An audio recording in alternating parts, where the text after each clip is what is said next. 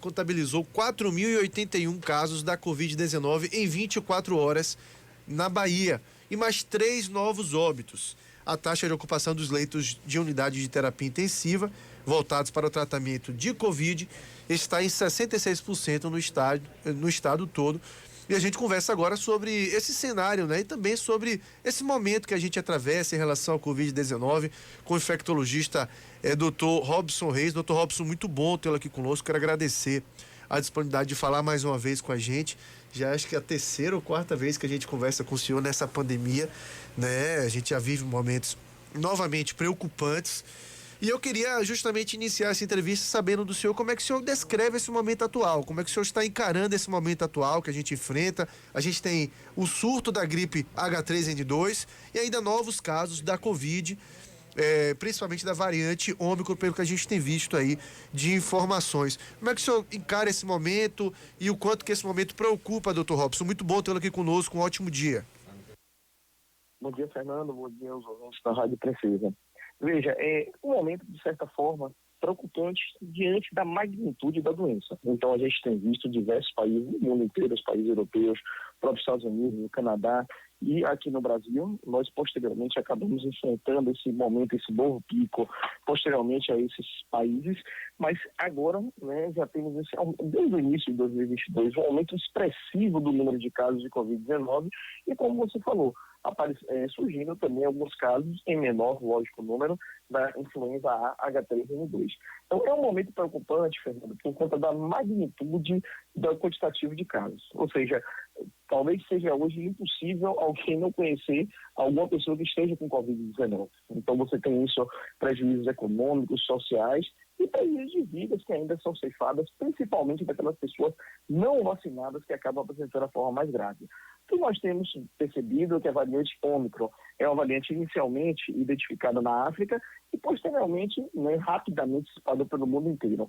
É uma variante que ela é mais transmissível, ela tem um alto poder de replicação, de transmissão, porém os pacientes costumam apresentar quadros mais graves, principalmente na vigência da vacinação. Então, esse momento era um momento que nós já tínhamos alertados, talvez até em alguns encontros na Rádio Princesa, falando da possibilidade do aumento do número de casos, principalmente por conta das festas de finais de ano, as confraternizações, os aumentos nos centros de compra, as pessoas abandonando as medidas de proteção, como distanciamento físico, uso de máscaras, e posteriormente também, né, o início do verão, onde as pessoas costumam ficar mais próximas, fazer também confraternizações. Então acaba você deixando de lado essas medidas de proteção junto, né, com uma variante que é altamente transmissível, que foi um cenário perfeito para que tivéssemos um aumento significativo desse número de casos. Pois é, o senhor tocou num ponto importante que a gente vem falando muito aqui no programa, que é justamente o abandono, sobretudo do uso de máscara por parte das pessoas. Você chega nas praias, praias lotadas, ninguém fazendo uso de máscara. Eu até falava em outro momento aqui a respeito dos eventos, né? É uma outra discussão, a gente sabe que tem uma questão econômica por trás também, mas em festas, em eventos, via de regra as pessoas não usam máscara embora esteja no protocolo para a realização desses eventos, o uso da máscara, o quanto que o abandono dessas medidas por parte das pessoas tem causado esse impacto. É possível dizer que se a gente tivesse as festas de final de ano com o protocolo sendo seguido da forma que é preconizado, a gente talvez não viveria esse momento, doutor Robson? Olha, é difícil afirmar, mas assim, eu não tenho dúvida que o cenário seria mais tranquilo, não seria tão quantitativo de casos significativo do jeito que tem agora. Então, como nós falamos, final de ano, principalmente nas confraternizações, famílias, colegas de trabalho, né, todas as pessoas que realizaram suas confraternizações, nós sabemos que final de ano acaba sendo muito comum isso. E olha o que você tem visto, o que a gente tem visto, Fernando, famílias inteiras contaminadas.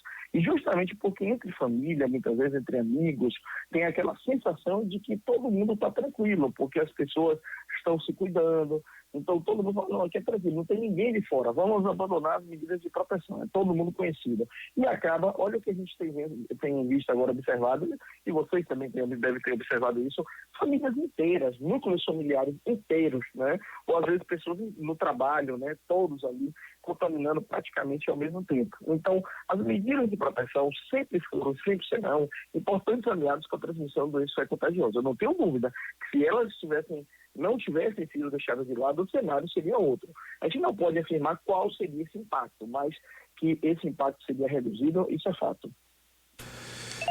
Em relação a essa questão dos eventos, doutor Robson, a gente vive até um momento de protestos por parte de organizadores de eventos, né? Pedindo, até com mote pega leve, o governador, pedindo que aumente o número de pessoas por evento. Nesse momento, o permitido é de 1.500 pessoas por evento. A própria questão da realização do carnaval. Do ponto de vista epidemiológico, né? A gente sempre tem que ouvir quem é especialista na área. O senhor, como infectologista, como é que o senhor encara a realização de eventos e as medidas que têm sido tomadas? É momento para se permitir mais, para se fechar um pouco mais em relação à quantidade de pessoas? O que é que o senhor imagina disso?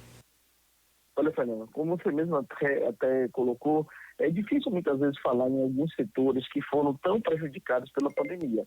E alguns setores, a exemplo do turismo, setores culturais, né, a parte de eventos, esses setores, até mesmo educacional, eles acabaram sofrendo muito com as consequências da pandemia, consequências financeiras principalmente. Porém, é importante chamar a atenção que essas atividades, elas reúnem, sim, condições favoráveis para a transmissão do vírus. Antes de qualquer discussão sobre o carnaval, nós já falávamos que o carnaval não deveria acontecer por conta de uma série de fatores.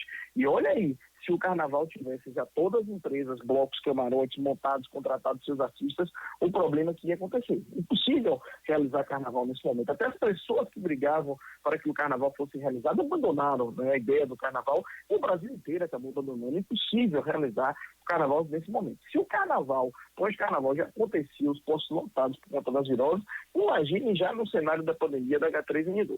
Então, em relação aos eventos, eu costumo dizer que muitas vezes a culpa de fato não são dos produtores, não são dos realizadores dos eventos, mas das pessoas que participam.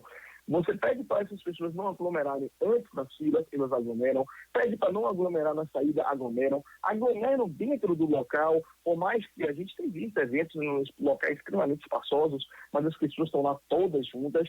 Existem os locais para realizar as refeições, para que as pessoas não retirem a máscara ali próximo às outras, mas todo mundo está sem máscara ali dentro daquele evento. Então, isso acaba aumentando o risco de transmissão. Em um evento, em um show, em uma partida de futebol, que for, quem está ali quer participar, quer gritar, quer falar. Então, quando você grita, você costuma eliminar uma quantidade de vírus, quem está doente ali, ou assintomático ou não, acaba eliminando muito mais vírus. Então, de fato, eventos, querendo ou não, os produtores e realizadores, não por conta deles, eles podem até seguir todos os protocolos, mas principalmente de quem participa, reúnem cenários, reúnem condições ideais para que o vírus se propague. Então, eu acho que nesse momento é um momento de ter cuidado. Eu digo que eu sempre sou apartidário, não deve ter saúde na política, mas política de saúde. E o governo estadual, o governo municipal de Salvador, provavelmente o governo de Feira de Santana também, que eu estou acompanhando algumas notícias, tem tomado medidas assertivas em relação ao controle da pandemia da Covid-19. Bom, doutor Robson, fala-se muito no poder de contaminação, né, da variante Ômicron, que talvez seja a que a gente esteja vivendo agora em relação ao número maior de infecções. E a gente viu uma curva muito rápida de crescimento, né? O crescimento do número de casos se deu de forma muito rápida nessa, não sei se a gente pode chamar de nova onda, mas nesse momento que a gente está vivendo aqui. A curva de descendência, ela tende a ser mais rápida também? O que é que se imagina para casos em relação sobretudo a Ômicron agora? Olha, Fernando, essa curva que você fala, essa explosão, esse boom de casos, nós vimos anteriormente em outros países e se dá justamente a dois fatores. Principalmente pela alta transmissibilidade do vírus. Meus trabalhos científicos, as publicações científicas demonstraram que a Ômicron é extremamente transmissível, né? Tem um alto poder de transmissibilidade.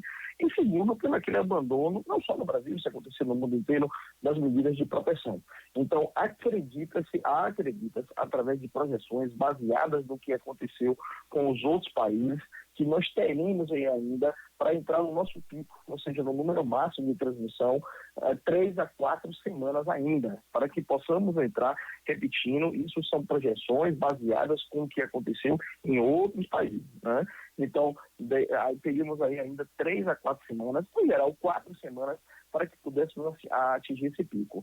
Posteriormente, essa curva, ela acaba, na verdade, tendo uma queda muito mais rápida do que ela subiu, mas também não é uma queda vertiginosa, mas ela cai sim com a velocidade rápida do que ela subiu. Por quê? Porque as pessoas já estão vacinadas, as pessoas contraíram a doença, nós sabemos que a doença, querendo ou não, ela traz, de certa forma, um certo grau de imunidade também. Lógico que essa imunidade não é duradoura e não é tão efetiva contra a vacina, por isso é importante vacinar, mas sim, você acaba tendo uma queda rápida, mas não tão rápida como esse aumento do número de casos.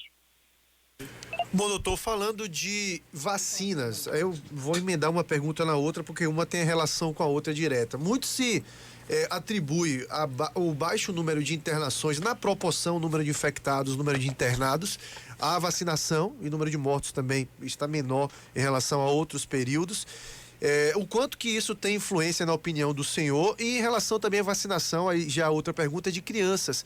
A gente vive um momento de início, né, de imunização de crianças aqui no nosso estado. O que é que o senhor pensa a respeito dessa imunização e qual o grau de importância dela? Olha, é interessante essa análise porque você vê um aumento expressivo, significativo, explosivo, eu poderia dizer, do número de casos. Porém, você não acompanha uma relação direta, proporcional, em relação à internação de pacientes e ocupação de leitos de UTI. Porque se nós tivéssemos, Fernando, aquela mesma coisa que aconteceu com a Delta, né, com outras variantes da Covid-19, que eram variantes, vamos chamar assim, mais agressivas, virulentas, para que as pessoas possam entender, a gente estaria num cenário de caos, né? Então, se você aumentasse proporcionalmente a quantitativa de pessoas internadas e de óbitos, seria um cenário de caos. O que demonstra duas coisas isso aí, que a Ômicron realmente, né, já foi evidenciado, nós falamos de publicações científicas, ela tem um comportamento mais leve do ponto de vista de consequências ao organismo humano, e segundo, o efeito da vacinação. Sem dúvida, a vacina ela tem uma proteção mas muito alta, acima de 90%, né, para casos graves, acima de 90%. Boa parte dessas vacinas, uma proteção acima de 95% contra casos graves. Então, por isso que é importante vacinar. Eu tomei 3 doses da vacina, mas contraí a doença. É a única que tem alto poder de transmissão, tem a questão da mutação, mas você dificilmente vai evoluir para forma grave. Eu mesmo, os pacientes que eu tenho acompanhado de janeiro para cá, nessa nova onda, vamos chamar assim, raramente são os pacientes que necessitam realizar exames complementares para verificar algum grau de gravidade. Imagine você internar um paciente desse. Em relação, pegar já o gancho para a sua outra pergunta sobre vacinação em crianças, olha, é extremamente importante.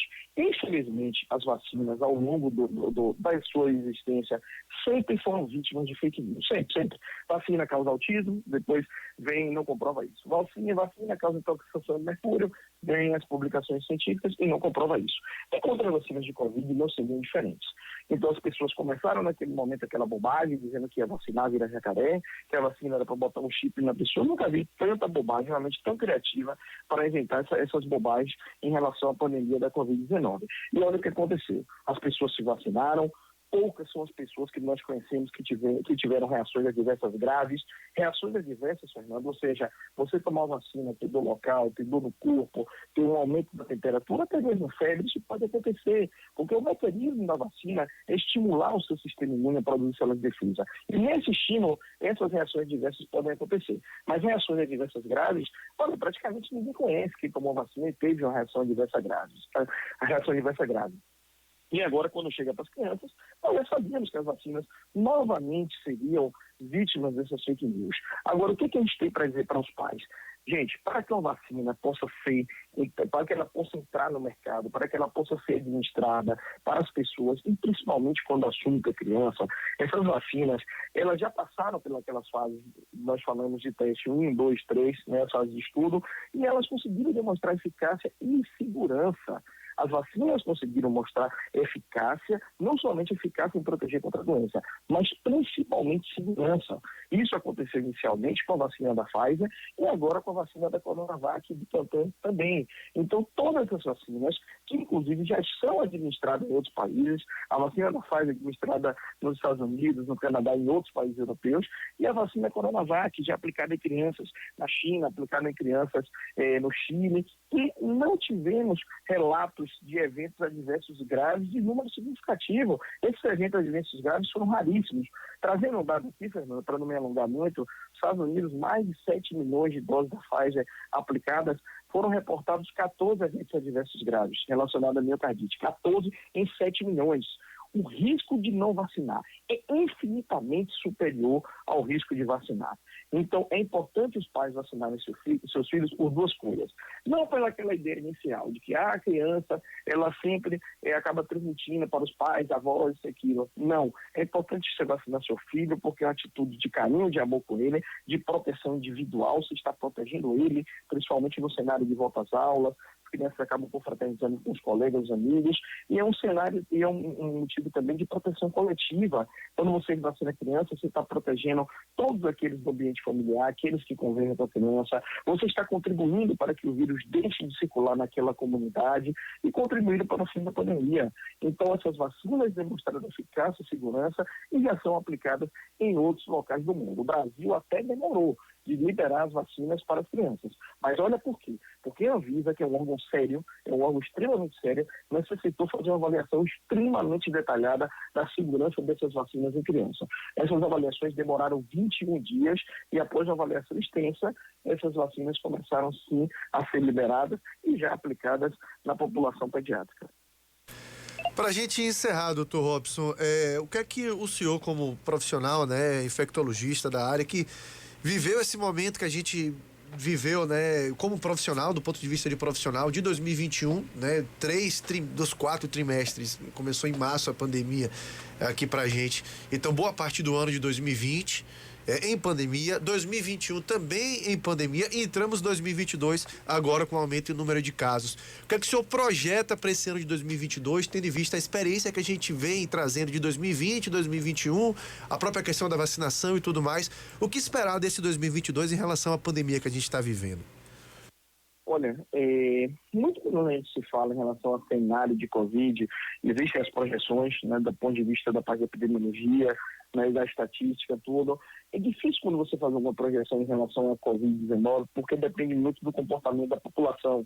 E esse comportamento, às vezes, a gente não tem como levar em conta nesses cálculos. E existe também outro problema, que são problemas das variantes.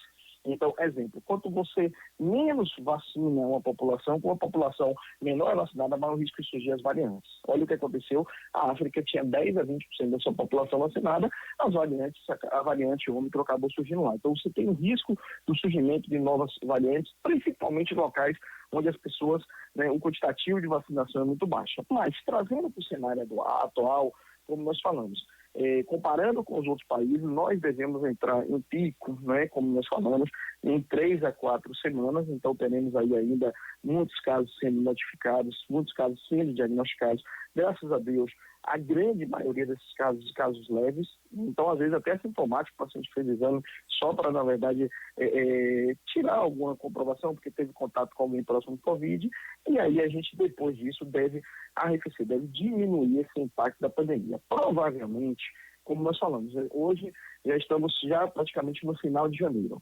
No mês de março, a gente já deve encontrar um cenário de descenso desses casos e no mês de abril, um cenário mais tranquilo, pelo menos é o que nós esperamos. Porque se 4 semanas para entrar no pico vai ser praticamente o mês de fevereiro inteiro. Março começa a cair e abril a gente deve ter um cenário muito mais tranquilo. Lembrar que isso são projeções comparadas com outros países.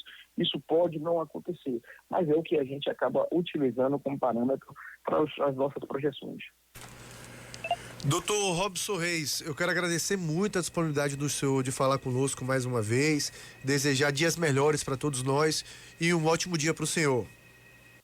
Valeu, Fernando, e deixando a mensagem para todos da Precisa FM, para todos de Feira de Santana e região, não deixem de utilizar máscaras, mantenham o distanciamento físico, higienização das mãos é importante e vacinem, realizar a imunização completa para que possamos, por fim, viver essa pandemia, tá bom? Eu agradeço a você, a todos da Rádio Precisa FM e da região de Feira de Santana. Um abraço a todos e bom dia.